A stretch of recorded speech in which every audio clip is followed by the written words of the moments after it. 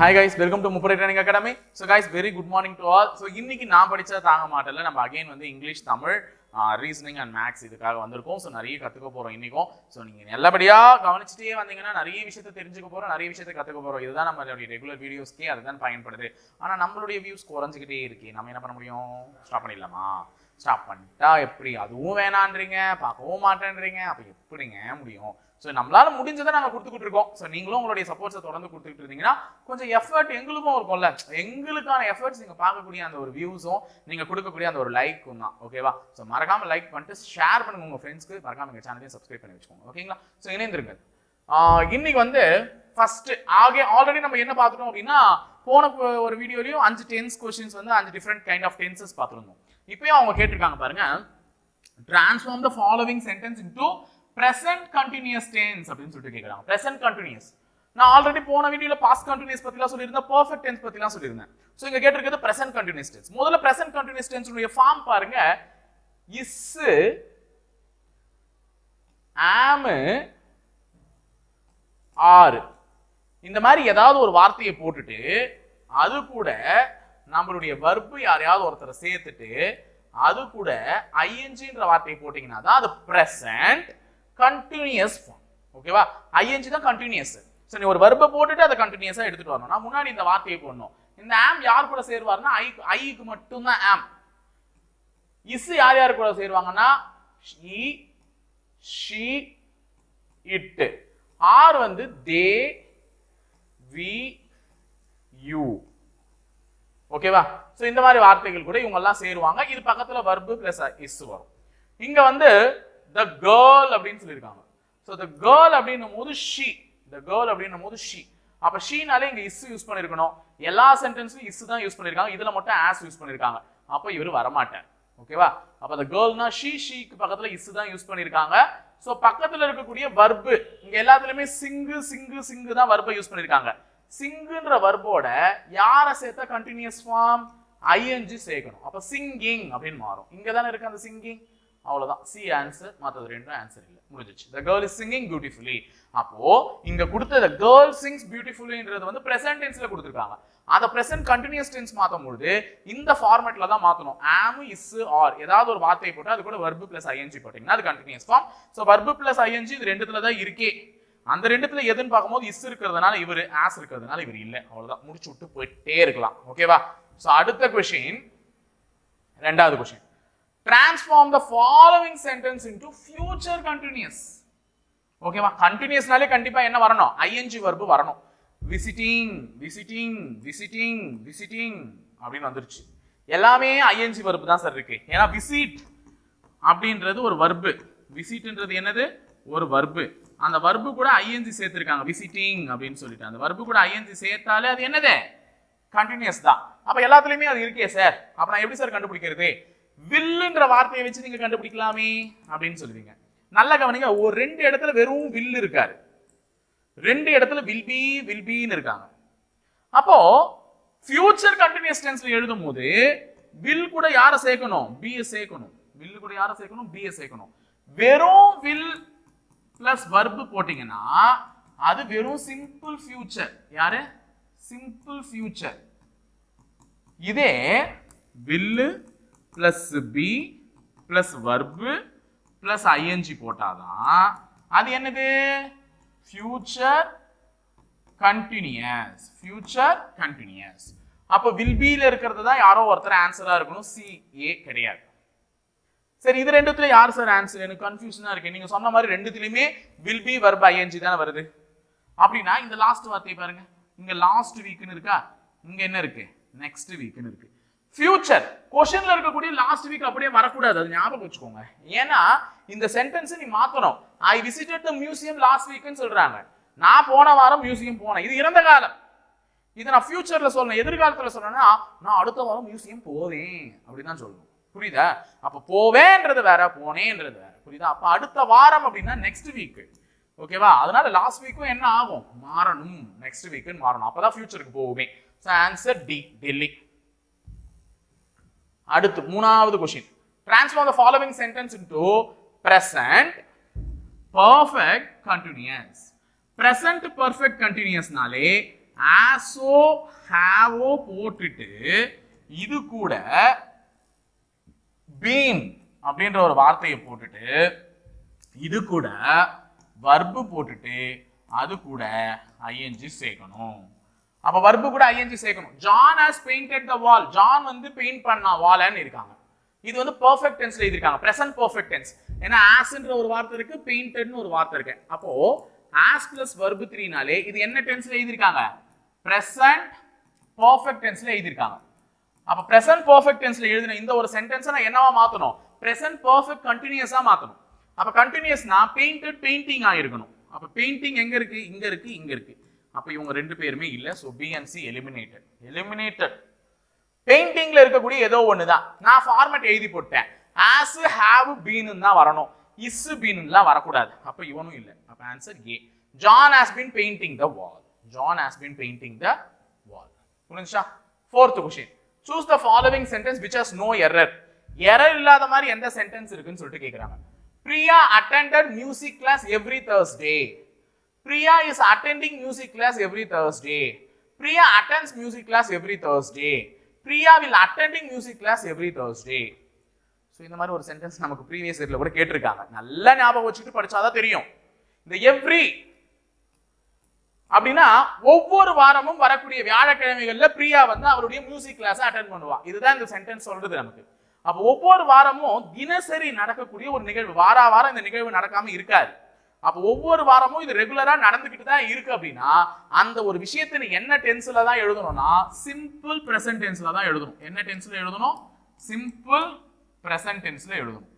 அப்ப ரெகுலரா நடக்கக்கூடிய ஒரு விஷயத்தை சிம்பிள் பிரசன்ட் டென்ஸ்ல எழுதணும். அப்ப சிம்பிள் பிரசன்ட் டென்ஸ்ல இருக்கக்கூடிய ஏதோ ஒரு சென்டென்ஸ் தான் ஆப்ஷன். அது எதுன்னு பாத்தீங்கன்னா சி. பிகாஸ் இஸ் அட்டெண்டிங்னு வந்துச்சுனாலே அது பிரசன்ட் கண்டினியூஸ் டென்ஸ், அப்ப வராது. will attendingனு வந்துச்சுனாலே will be attending தான் வரணும். ஆனா will be attendingனு வந்துச்சுனாலே அது ஃபியூச்சர் கண்டினியூஸ் டென்ஸ், அவனும் வர மாட்டான். attendedனாலே பாஸ்ட் டென்ஸ், அவனும் வர மாட்டான். பிரியா attends. நான் ஆல்ரெடி சொன்னேன், she பக்கத்துல சிம்பிள் பிரசன்ட் டென்ஸ்ல வர்பு கூட யாரை சேர்க்கணும்? ESO அல்லது SO சேர்க்கணும். சோ இங்க attendன்றது வர்பு கூட S சேர்த்திருக்காங்க. she, பிரியான்றது she. அப்போ Priya attends music class every Thursdayன்றது தான் கரெக்ட்டா இருக்குது. ஓகேவா? அடுத்து அஞ்சாவது question. choose the sentence which has no error. அதே மாதிரி எரர் இல்லாத சென்டென்ஸ் கேட்டிருக்காங்க, படிக்கலாம். Raju played when his mother was entered the room. When his mother entered the room. Raju was playing when his mother entered the room. Raju plays when his mother entered the room. Raju is playing when his mother entered the room. இந்த when his mother entered the room, when his mother entered the room, when his mother entered the room, when his mother entered the room. இது எல்லாமே நாலு சென்டென்ஸ்லயுமே பொதுவா தான் இருக்கு. அப்போ ராஜுன்றதும் பொதுவா தான் இருக்கு. உனக்கு மாத்தி இருக்கிறதே இந்த வர்பம் மட்டும்தான். மாத்திருக்கிறதே அந்த வர்பம் மட்டும்தான். அப்போ ஒரு வர்பம் மாத்தனாதான் டென்ஸே மாறும். அப்ப இங்க வர்பு தான் மாத்திருக்காங்க. அந்த வர்புல எது எரர் இல்லாம இருக்கக்கூடிய வர்புனா, நான் ஆல்ரெடி சொல்லிட்டேன் போன கிளாஸ்ல, வென்னோ வைலோ இருந்தா உங்க கண்ணு ஃபர்ஸ்ட் என்ன தேடணும்? பாஸ்ட் கண்டினியூஸா தேடணும். அப்ப பாஸ்ட் கண்டினியூஸ்னா என்ன வரணும்? வாஸ் அல்லது வேர் பிளஸ் வர்பு பிளஸ் ஐஎன்ஜி. இந்த ஃபார்மட்ல இருக்கணும். இங்க இருக்கு பாருங்க, was playing. playன்றது verb, ing verb சேர்த்துட்டாங்க playing னுட்டு. அப்ப Raju was playing when his mother entered the room. அவ்வளவுதான், முடிஞ்சிருச்சு. அப்ப டென்ஸ் தாமா முக்கியம், அந்த கீவேர்ட்ஸ் தாமா முக்கியம். இத வச்சாதான் அடிக்க முடியும். வந்துச்சு வாங்க தமிழ் போன வாரம் விட்டு அந்த போன கிளாஸ்ல விட்டு அந்த ஆங்கில சொல்லுக்கு நிகரான தமிழ் சொல்களை பத்தி நம்ம பார்க்க வேண்டிய அவசியத்துக்கு வந்துட்டோம். பார்க்கலாமா? ஃபர்ஸ்ட், கார் என்றால் என்ன? பின்வரும் ஆங்கில சொற்களுக்கு இணையான தமிழ் சொல்லல கார். கார்னா என்னன்னா அப்படியே தூக்கின்னு போய் கார்னு போட்டுறக்கூடாது. புரியுதா? தப்பு. கார் சின்ன வண்டி தானே சார் அப்படின்னு போட்டுறக்கூடாது. இல்லைன்னா காருக்கு 4 சக்கரம் இருக்குங்க, அவன் 4 சக்கர வண்டினா அதுவும் தப்பு. மகிழுந்து. கார் என்றால் என்ன? மகிழுந்து. காரில் செல்லும் போது மகிழ்ச்சியாக செல்வீர்களா? மகிழ்ச்சியாக செல்வீர்கள் அல்லவா? அதனால கார் என்றால் என்ன? கார் என்றால் என்ன? மகிழுந்து. சரி, அப்ப நாம ஒண்ணு கேட்டு போறோம். இப்போ ஒண்ணு கேட்கலாம். Debit card. என்ன கார்டு? Debit card.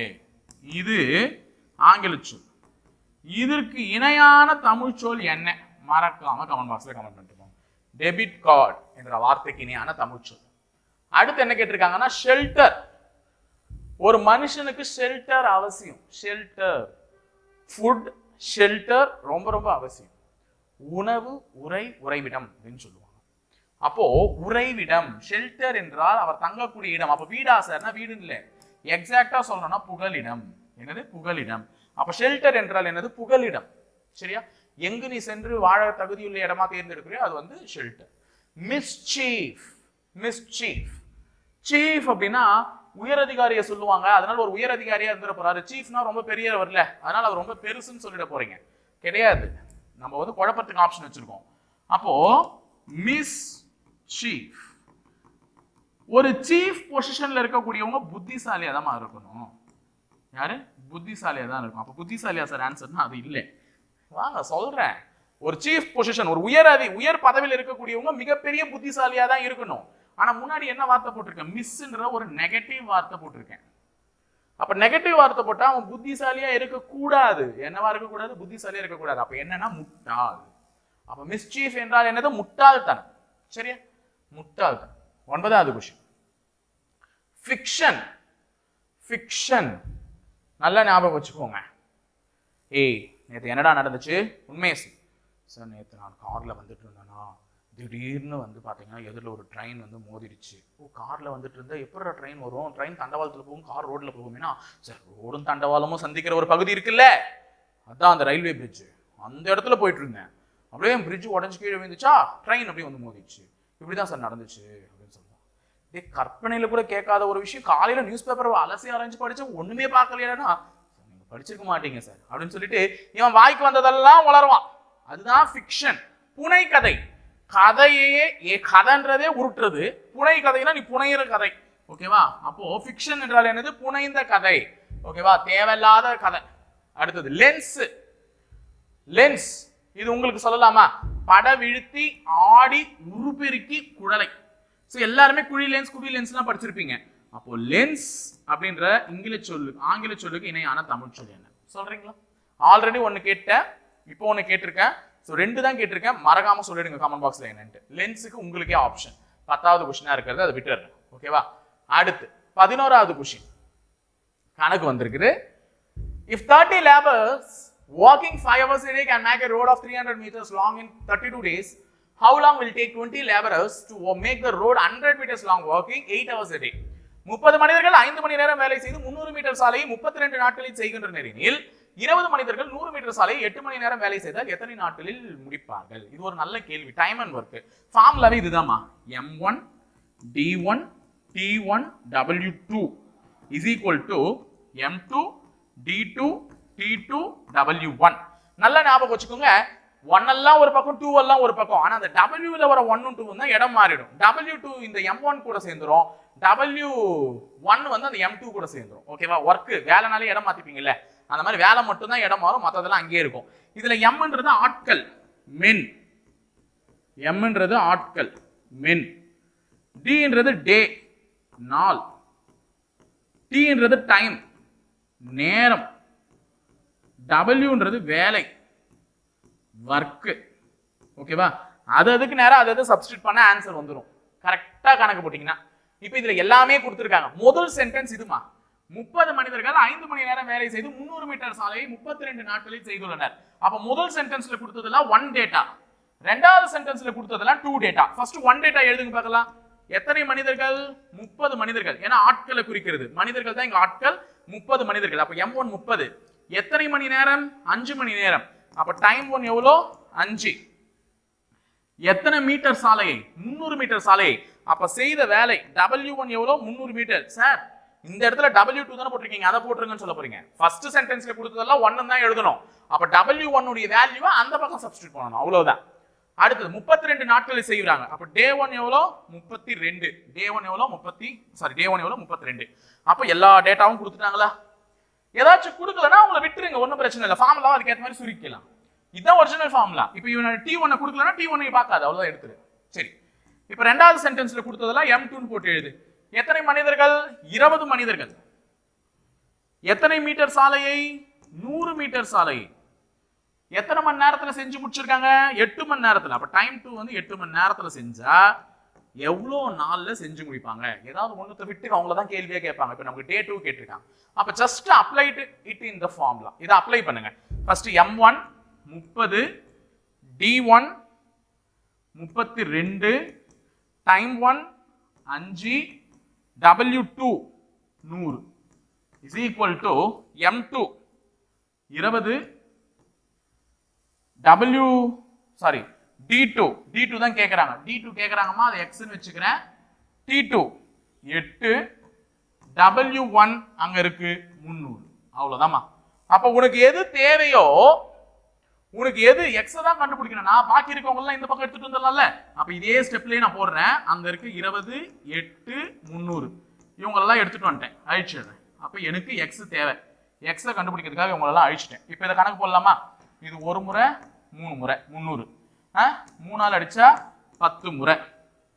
ஒரு முறை 2 முறை 20 இல்ல, 2 முறை. அடுத்தது 2 ஆல் அடிக்கலாம்ல, இது 16 முறை. 8 ஆல் அடிச்சா இது ஒரு முறை 2 முறை. கரெக்டாமா? முடிஞ்ச சமயம் எல்லாமே அடிச்சு. அப்ப 2 5 என்னமா 10. அப்ப 10 நாட்கள்ல முடிச்சிடுவாங்க. 2 5 தான் பாக்கி இருக்கு. 2 5 10. அப்ப 10 நாள்ல முடிச்சிடுவாங்க. கணக்கு ஓவரா? அவ்வளவுதாமா. அப்ப இந்த ஃபார்முலா ஞாபகம் வச்சுக்கிட்டா எந்த கணக்கு கொடுத்தாலும் போட்டுடலாம். நான் எல்லாமே கொடுத்துறேன். இப்ப அடுத்த கணக்கும் அதே மாதிரி தான். ஃபார்முலா மட்டும் எழுதலாமா? ஃபர்ஸ்ட் 40 மனிதர்கள். அப்போ மென் 1 எவ்வளோ? 40. எவ்வளவு நேரம் வேலை செஞ்சிருக்காங்க? 9 மணி நேரம். டைம் எவ்வளோ? 9 மணி நேரம். எவ்வளவு நாள்ல முடிச்சிருக்காங்க? 24 நாள். சாரி, ஒர்க் இல்ல, டே. டே 1 எவ்வளோ? 24. ஆனா எவ்வளவு வேலைலாம் சொல்லல. வேலை எதுவுமே சொல்லனா ஒன்னு தான் அர்த்தம். அதை நம்ம எழுத வேண்டாம், அவசியம் இல்லை. அடுத்தது, எனில் எத்தனை மனிதர்கள் 8 மணி நேரம் வேலை செஞ்சு, அதாவது 8 மணி நேரம் வேலை செஞ்சு அந்த வேலையை போல 2 மடங்கு வேலையை 60 நாட்களில் முடிப்பார்கள். அப்போ டே 2 எவ்வளவுனா 60 நாட்கள்ல முடிப்பாங்க. எத்தனை மனிதர்கள்னு கேள்வி கேட்டிருக்காங்க. புரியுதா? எத்தனை மனிதர்கள்னு கேள்வி கேட்டிருக்காங்க. ஆனா இங்க ஒரு விஷயம் செஞ்சுட்டாங்க, வேலையை போல 2 மடங்கு வேலை. அப்ப வேலை அப்படியே டபுள் ஆகுது. அதான் அவங்க வார்த்தையா சென்டென்ஸ்ல கொடுத்துட்டாங்க. நம்ம கண்ணு நம்பரா பார்த்தா நம்பர்ல எடுத்து எழுதும். இந்த சென்டென்ஸ்ல இருக்கிறத பார்த்தா அப்படியே கேர்லெஸ்ஸா விட்டுரும். அப்ப அவன் தெளிவா கொடுத்துருக்கான். ஃபர்ஸ்ட் வேலை ஒர்க் 1 1 மடங்கு வேலை, ஒர்க் 2 2 மடங்கு வேலை. அந்த வேலையை போல 2 மடங்கு வேலை. அப்ப இங்க கண்ணுக்கு தெரியாம ஒர்க்கையும் கொடுத்துருக்காங்க. 1 மடங்கு வேலையை போன்று 2 மடங்கு வேலை. அப்ப ஃபார்முலா அப்ளை பண்ணலாமா? சோ ஃபார்முலா என்னது? M1 D1 T1 W2 M2 D2 T2 W1 apply பண்ணலாமா? First M1 40 D1 24 T1 9 W2 2 கீழே போட்டுக்கலாம். ஏன்னா எனக்கு அங்க M2 தான் தேவை. அவனை மட்டும் அந்த பக்கமே வச்சுக்கிட்டு D2 எவ்வளவு கொடுத்தாங்க? இந்த பக்கம் தானே எடுத்துட்டு போறோம். இந்த பக்கம் வந்தா வகுத்தல் ஆக போறாங்க. 60 D2 60 T2 8 W1 எவ்வளோ? 1. ஓகேவாமா? சரி, 1 ஆல் வகுத்தா எல்லாமே அதே தான் வரப்போகுது. இது அடிக்கலாம். 8வது வாய்ப்பாட்டில் இது ஒரு முறை, இது 3 முறை. 40 20வது வாய்ப்பாட்டில் 2 முறை 3 முறை. 3 3 கேன்சல். அப்ப 2 9 18. மிச்சம் மீந்தது 2 9 2 வகுத்தல் 1. அந்த 1 இருந்தாலும் ஒண்ணுதான், இல்லைனாலும் ஒண்ணுதான். சோ 2 9 18 18 ஒரு 2 36. அப்ப 36 மீன் தேவைப்படுவாங்க. அப்ப 36 மனிதர்கள் தான் எனக்கு தேவைப்படுவாங்க. ஓகேவா? சோ இனிமே இந்த क्वेश्चन கஷ்டமா இருக்குமா? சோ டைம் அண்ட் ஒர்க் நான் வீடியோவே போட்டிருக்கேன், போய் பாருங்க. புரியலனா இன்னும். ஓகேவா? சரி, இது ஒரு கேள்வி, நல்ல கேள்வி. நான் பார்த்த உடனே 7 ரன் போட்டு போயிடுவேன். என்ன சார் சொல்றீங்க? அவ்வளோ ஈஸியாவா?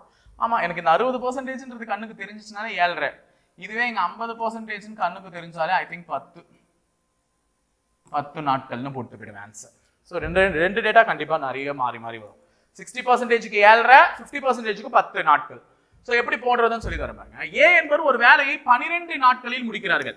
அப்ப ஏ ஒரு வேலையை செய்யறதுக்கு 12 நாள் ஆகுது. பி என்பவர் ஏ என்பவரை விட 60% அதிக திறமையுடையவர். அப்ப ஏவோட வேலையை விட 60% திறமையுடையவர். ஏற்கனவே ஏ ஒரு 100% திறமையுடையவர். அவரை விட 60%னா பி 160%. ஓகேவா? அவ்வளவுதான்.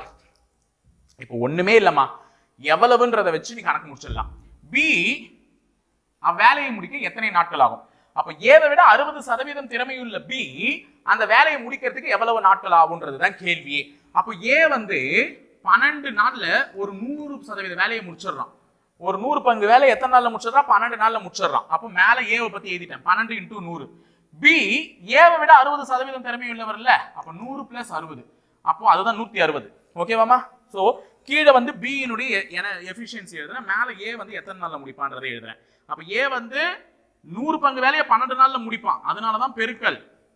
இந்த B வந்து A விட 60% திறமையானவன். அப்ப A வினுடைய 100% உழைப்போட 60% கூட்டினா அது B னுடைய உழைப்பு. இதை அடிச்சு சொல்லணும். இப்ப மேல பெருக்குனா 1200, கீழே பெருக்குனா 160. ஓகேவா? 0க்கு 0 கேன்சல். அப்ப 120/16 வரும். 120/16. 120ல எத்தனை 16 இருக்கு அப்படின்னு நீங்க அடிச்சு பாருங்க. ஓகேவா? 120ல எத்தனை 16 இருக்கு இல்லையா? 2 டேபிள்ஸ்ல கூட அடிச்சு பாருங்க. 2 டேபிள்ஸ்ல அடிச்சா இவர் 8 முறை, 2 டேபிள்ஸ்ல அடிச்சா இவர் 60 முறை. 60 8 அடிக்கலாமா? 4 முறை, இது 30 முறை. சோ அடிச்சா அகைன் 2, இது 5. அப்ப 5/2 என்னமா வரும்? 7.5. புரியுதா? 5/2 7.5. 15 2ஆல் அடிச்சா 7.5 தானே? அவ்வளவுதான். இதே கேள்வியில இந்த 12 நாள் இல்லாம 15 நாள்னு வரும். இந்த 60% இல்லாம 50% வரும். இப்படி வந்துச்சுனால ஆன்சர் எவ்வளவு? 10 நாட்கள். சோ ஒரே கேள்வியில 2 டேட்டாவை கொடுத்திருக்கேன், மறக்காம ஞாபகம் வச்சுட்டு பண்ணு. சரியா? 14வது क्वेश्चन. A என்பவர் ஒரு வேலையை 10 நாட்களில் முடிக்கிறார். அதே வேலையை B என்பவர் 15 நாட்களில் முடிக்கிறார் எனில் இருவரும் அதே வேலையை இணைந்து செய்தால் எத்தனை நாட்களில் முடிப்பார் அப்படிதான் கேள்வி. A does a work in 10 days and B does the same work in 15 days. In how many days they together will do the work? இப்ப பாருங்க, A என்பவர் 10 நாள்ல முடிக்கிறாருன்னா 1/10 எழுதிக்கோங்க. B என்பவர் அதே வேலையை 15 நாள்ல முடிக்கிறாங்கன்னா 1/5. அப்ப B னுடைய பங்கு 15 நாட்களும் A னுடைய பங்கு 10 நாட்களும். இருவரும் இணைகிறார்கள் என்றால் A plus B ன்னு போட்டுக்கோங்க. ரெண்டு பேர் வேலையை சேர்க்கறனாலே கூடுதல்.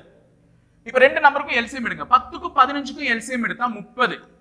10க்கும் 15க்கும் எல்சிஎம் எடுத்தா 30. 30ல எத்தனை 10 இருக்கு? 3. 30ல எத்தனை 5 இருக்கு? 2. அவ்வளவுதாங்க. 3 + 2 5, 5/30. இத தலைக்குப்புற அடிங்க. 30/5 அடிச்சு கொடுத்தா 30 5 நாள்ல அடிச்சா 6 நாட்கள். Answer B option 6 days. ஓகேவா? 6 நாட்கள்ல முடிச்சிடுவாங்க.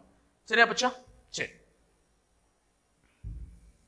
அடுத்தது இன்னொரு கேள்வி கொடுத்துருக்காங்க, ரொம்ப நல்ல கேள்வி.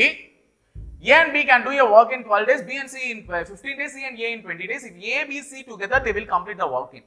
A மற்றும் B இணைந்து ஒரு வேலையை 12 நாட்களில் முடிக்கின்றனர். அதே வேலையை B மற்றும் C 15 நாட்களிலும், C மற்றும் A 20 நாட்களிலும் முடிக்கின்றனர். மூவரும் அவ்வேலையை இணைந்து செய்தால் எத்தனை நாட்களில் முடிப்பர் அப்படின்றதுதான் கேள்வி. அப்போ ஏவும் பியும் சேர்ந்து செஞ்சா 12 நாள், 1/12. பியும் சியும் சேர்ந்து செஞ்சா 1/15. சியும் ஏவும் சேர்ந்து செஞ்சா 1/20. இப்ப எல்லாருமே சேர்றாங்க, A plus B plus C. ஆனா இதுலயும் A இருக்கான், இதுலயும் A இருக்கான், இதுலயும் C இருக்கான், இதுலயும் C இருக்கான், இதுலயும் B இருக்கா, இதுலயும் B இருக்கா. எல்லாமே 2 முறை வந்ததுனால முன்னாடி 2 போட்டுக்கோங்க. அந்த விஷயத்தை மறந்துடாதீங்க. இந்த மாதிரி 2 தடவை ரிப்பீட் ஆனா முன்னாடி 2 போடணும். இப்போ போடு, எல்லாத்துக்கும் எல்சிஎம் எடு. 1/12 + 1/15 + 1/20. ஏன்னா இவங்க எல்லாரும் சேர்றாங்கல்ல, அதனால எல்லாரும் வேலையும் சேர்த்துட்டேன். 3த்துக்கு எல்சிஎம் எடுத்தா 60. 60ல 12 எத்தனை முறை? 5 முறை. 60ல 5 எத்தனை முறை? 4 முறை. 60ல 2 20 எத்தனை முறை? 3 முறை. அப்ப மேல இருக்கிறதெல்லாம் கூட்டுங்க.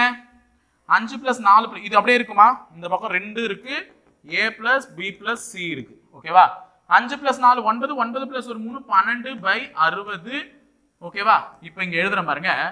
எனக்கு வெறும் A plus B plus C செஞ்சா எவ்வளவுன்னு தெரிஞ்சா போதும்.